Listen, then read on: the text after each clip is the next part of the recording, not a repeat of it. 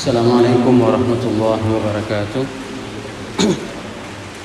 Alhamdulillahilladzi anzala minas sama'i mubarakan asyhadu an la ilaha illallah lahu da'watul haqq harisun 'alaiha wa aujaba tabshiri biha wal takum minkum ummatun yad'una ila al-khair wa ya'muruna bil ma'ruf wa yanhauna 'anil munkar wa ulaika humul muflihun. Asyhadu anna Muhammadan 'abduhu wa rasuluhu ballagha ar-risalah wa adda al-amanah ونصح الأمة وكشف الغمة حتى آتانا اليقين ليلها كنهارها لا يزيغ عنها إلا هالك. اللهم صل وسلم وبارك على حبيبنا وشفيعنا وزهرنا ومولانا محمد وعلى أزواجه أمهات المؤمنين وذرياته وآل بيته وأصحابه أجمعين. وصل اللهم على روحه في الأرواح وعلى جسده في الأجساد وعلى قبره في القبور. Rabbi shrah li sadri wa yassir li amri wahlul 'uqdatam min lisani yafqahu qawli, amma ba'd. Pertama-tama marilah sama-sama kita panjatkan puji dan syukur kita kepada Allah yang telah memberikan nikmat iman sehingga kita dapat melangkahkan kaki kita ke tempat yang penuh dengan keberkahan ini walaupun hujan mengguyur dari malam hari dan tidak pernah berhenti-hentinya. Kalaulah bukan karena keimanan, sulit untuk melangkahkan kaki. Bahkan saat kita mempunyai kendaraan-kendaraan itu akan kita simpan di rumah. Begitulah cintanya kita kepada materi ini. Dan kita tidak mau melangkahkan kaki kita, padahal Allah memberikan nikmat kendaraan tersebut agar kita tidak diperbudak oleh dunia. Maka jamaah yang berhadir pada subuh yang berbahagia ini adalah jamaah yang memang dipanggil karena keimanan. Kalaulah bukan karena iman, sungguh berat. Kenapa? Hujan, dingin, dan paling enak tidur. Maka ini merupakan sebuah nikmat yang senantiasa kita bersyukur. Kita jadikan ini adalah sebagai syukur kita kepada Allah, sebagai penghambaan diri kita sebagai hambanya Allah kepada Sang Khalik. Salawat dan salam mari sama-sama kita panjatkan kepada junjungan kita Nabi besar Muhammad SAW yang telah mengedukasikan kita, mengajarkan kita semua aspek kehidupan. Salah satu aspek yaitu saat kita berselawat kepada baginda Rasulullah SAW, maka malaikat itu akan menyampaikan selawat kita kepada ruhnya Nabi Muhammad SAW. Maka selawat yang saya bacakan di awal tadi, Allahumma salli ala ruhi Muhammad fil arwah. Ya Allah, sampaikanlah salam sejahtera kepada baginda Rasulullah SAW, kepada ruhnya dan segenap ruh yang ada di atas jagat raya ini. Wa ala jasadihi fil ajsad, dan sampaikanlah salam sejahtera juga kepada jasadnya Nabi Muhammad, jasad yang mulia, dan kepada seluruh jasad yang ada di atas jagat raya ini. Wa ala qabrihi fil qubur, dan kepada kuburnya Nabi Muhammad SAW dan segala kuburan yang ada di atas jagat raya. Ini merupakan salah satu sirah selawat yang memang dianjurkan untuk kita membacanya, karena ada sebagian orang yang saat membaca selawat itu membayangkan wajah Rasul. Tapi kalau seandainya dia berselawat seperti ini, maka itu adalah tanpa batas, karena yang dia selawati adalah ruhnya. Pembahasannya itu akan lebih mendalam kalau seandainya kita mengkaji di dalam kitab tasawuf. Baik jemaah yang dirahmati Allah, yang saya hormati Tunku Imam Syed, untuk Imam Gampung, Imam Rawatib, aparatur desa, BKM pengurus masjid, semoga ini menjadi amal jariah yang akan terus mengalir sampai dengan hari akhirat. Pada pertemuan Wa'adul Haq, janji pasti Allah, pertemuan ke-66 ini kita akan masih membacakan ayat-ayat tentang neraka di dalam tafsir kabir Mafatihul Ghaib karangan Imam Fakhruddin Ar-Razi, juz 7 halaman 176. Beliau membahas tentang ayat Ali Imran ayat 16 yang berbunyi, a'udzubillahi minasyaitonirrajim, bismillahirrahmanirrahim, alladzina yaquluna rabbana innana amanna faghfir lana dzunubana wa qina adzabannar. Ini merupakan sebuah ungkapan yang diungkapkan oleh orang-orang bahwasanya alladzina yaquluna rabbana, dan mereka itu yang mengatakan Rabbana innana amanna, wahai Tuhan kami, sesungguhnya kami itu beriman kepadamu. Faghfir lana, maka ampunilah dosa kami. Wa qina adzabannar, dan jauhilah kami dari api neraka. Ini adalah sebuah permintaan Berapa banyak hari ini di saat kita setelah melakukan salat mengungkapkan dan melantunkan doa seperti ini. Kita ungkapkan bahwasanya, ya Rabb, aku beriman kepadamu. Ampunilah dosaku. Jauhilah aku dari api neraka. Yang menarik di sini adalah para mufassirin memberikan pemahaman. Manil ladzi humul yaqul. Siapa sebenarnya yang mengatakan di sini? Siapa sebenarnya yang mengatakan ini? Alladzina yaqulun, bahwasanya annahu hafadha sifatun littaqwa wal lil ibad. Ada dua pendapat ulama di dalam tafsir Mafatihul Ghaib. Beliau mengungkapkan bahwasanya ini adalah perkataan orang-orang yang bertakwa.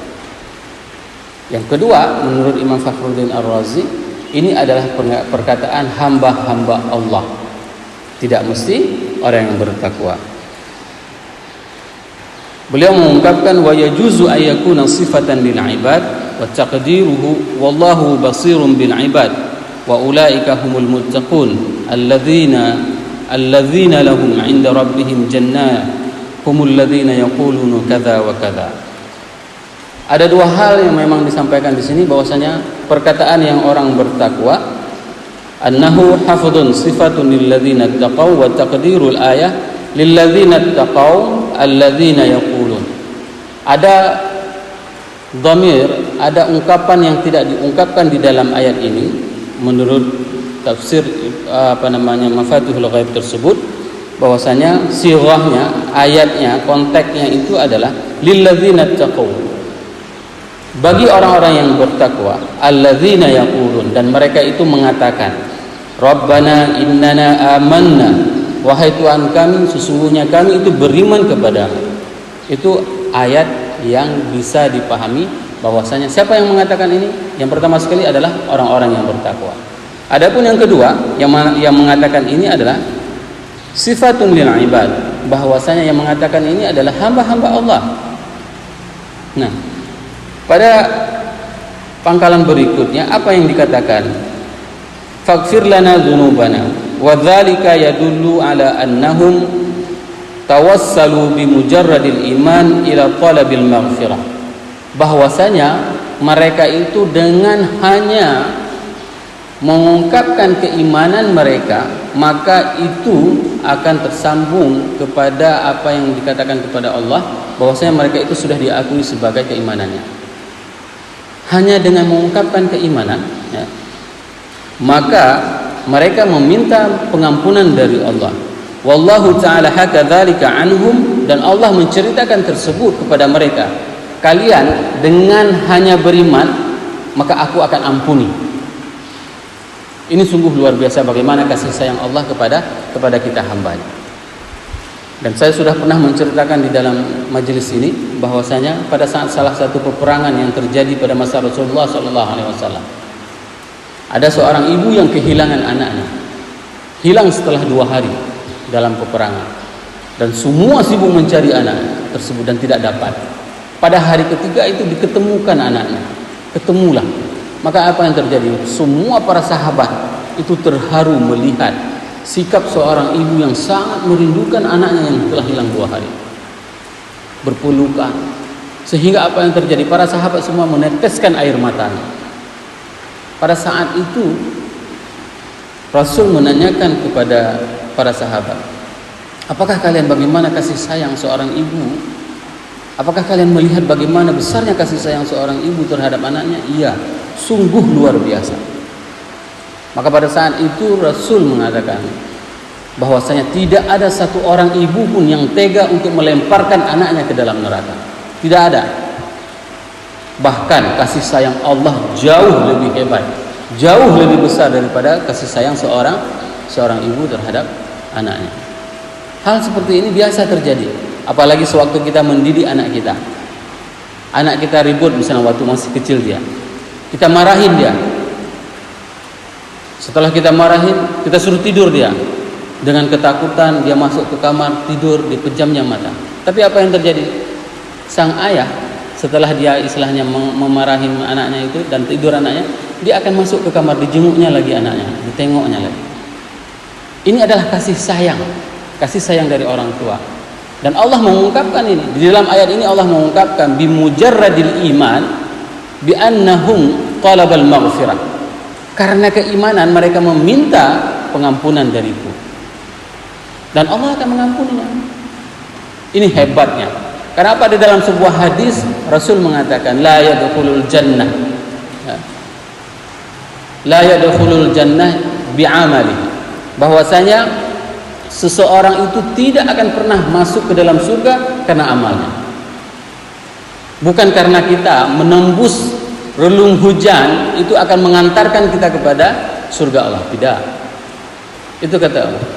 Sehingga para sahabat pada saat itu menanyakan kepada Rasul, walal anta ya Rasulullah wala ana, walaupun engkau wahai Rasul, iya, walau aku, tidak akan ada seorang pun yang akan masuk surga itu karena amalnya. Hatta Rasul sendiri, itu Rasul yang ungkapkan. Akan tetapi kita itu akan masuk surga karena kasih sayang dari Allah. Maka yakinilah, di saat kita meminta doa ini, kita pinta kepada Allah bukan karena pintaan kita, tapi karena memang Allah sayang kepada kita. Sehingga ada seorang ulama besar di Mesir, yaitu Imam Ibnu Athaillah As-Iskandari. Beliau itu seorang ulama sufi bertarikat Asyaziliyah. Beliau mengungkapkan sebuah kata-kata hikmah, ya. Kata-kata hikmah yang beliau tuliskan di dalam bukunya Al-Hikam Ibnu Athaillah Al-Iskandari. Beliau mengungkapkan min alamatil i'timad 'ala al-amal nuqsanir raja inda wujudiz zilal. Ini adalah sebuah ungkapan yang penuh dengan hikmah. Pada saat seseorang itu bertongkat kepada amalnya, min alamatil i'timad 'ala al-amal nuqsanir raja inda wujudiz zilal, bahwasanya pada saat dia bertongkat kepada amal yang dia lakukannya itu, maka dia akan nuqsanir raja' inda wujudil zilal, maka dia itu tidak mau berdoa, tidak mau mengharap pada saat dia tergelincir. Ini merupakan sebuah ungkapan yang sangat luar biasa. Kenapa demikian? Karena ada sebagian orang saat dia sudah beramal, dia bergantung dengan amalnya. Oh, saya sudah beramal tadi, tidak apa-apa, buat terus maksiat. Oh, saya sudah beramal tadi, nggak apa-apa, saya melakukan maksiat. Dia mempunyai persepsi seperti itu, dan dia tidak mau lagi berdoa. Di saat dia sudah banyak amal-amalnya, untuk mengadahkan tangannya saja kepada Allah, dia tidak mau lagi. Sudah merasa bahwasanya amal dia itu sudah cukup. Ini yang membuat hati manusia itu keras. Dia memang ahli ta'ah, akan tetapi hatinya tidak lembut. Dia itu adalah ahli ibadah, tidak melakukan kemaksiatan, tetapi hatinya maksiat, hatinya melakukan kemaksiatan. Sehingga pada kaidah yang lain, kata-kata hikmah yang lain, Ibnu Athaillah As-Iskandari itu mengatakan bahwasanya ada sesuatu kemaksiatan yang memang kita lakukan, walaupun itu adalah amal, seperti amal saya hari ini. Saya duduk di sini menceritakan ayat-ayat Allah, menjelaskan tentang kalam Nabi Muhammad. Ada kemaksiatan yang bisa saya lakukan. Di mana? Di saat saya terbetik di dalam jiwa saya, itu adalah ada kebanggaan. Itu yang dinamakan dengan syahwatul khafiyah. Ada sebuah kebanggaan. Inilah yang dinamakan dengan apa yang dinamakan dengan dosa-dosa di dalam hati yang memang harus kita jaga semuanya. Faghfir lana dhunubana wa dzalika yadullu ala annahum tawassalu bimujarradil iman ila talabil maghfirah wallahu ta'ala hakadzalika anhum fi ma'rudil madhah lahum wa tsana'i alaihim. Dan ini merupakan salah satu bentuk pujian Allah terhadap kita. Pujian Allah terhadap kita. Mereka itu adalah orang-orang hamba-hambaku yang mau meminta doa kepadaku, padahal hanya dengan beriman mereka sudah kuberikan rahmahnya. Fadalla hadza ala anna al-'abda bimujarradil iman, dan ini menunjukkan bahwasanya seorang hamba hanya dengan karena beriman yastaujibur rahmah, maka dia akan mendapatkan rahmah wal maghfirah minallah, dan pengampunan dari Allah. Ini sungguh luar biasa jemaah yang dirahmati Allah. Maka senantiasa kita selalu untuk memperbaiki niat kita, husnuzan kita kepada Allah. Kalaulah bukan karena nikmat yang Allah berikan kepada kita, maka sungguh kita tidak akan bisa melakukan kebaikan-kebaikan tersebut. Oleh sebab itu, di saat kita menerima kebaikan-kebaikan, maka kita selalu mengucapkannya, alhamdulillah binikmatihi tatimmus shalihat. Segala puji bagi Allah yang telah memberikan kesempatan kepada kita untuk menunaikan kebaikan-kebaikan. Ini merupakan sebuah ungkapan yang memang harus kita ucapkan pada saat kita menerima dan bisa mengerjakan kebaikan. Wa qina adzaban nar, dan jauhilah, lepaskanlah, hilangkanlah kami dari siksaan api neraka. Di dalam tafsir Tabari juz 6 halaman 264, beliau mengatakan qina itu adalah idfa' anna adzabaka iyana binnar. Idfa' yaitu tolak, ya, jauhkanlah, anna adzabaka iyana binnar, bahwasanya jauhkanlah kami dari siksaan api neraka.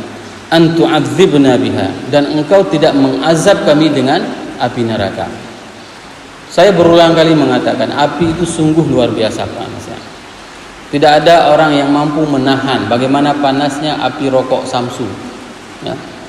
Api rokok samsu itu tidak ada orang yang sanggup mematikannya, ya, dengan tangannya.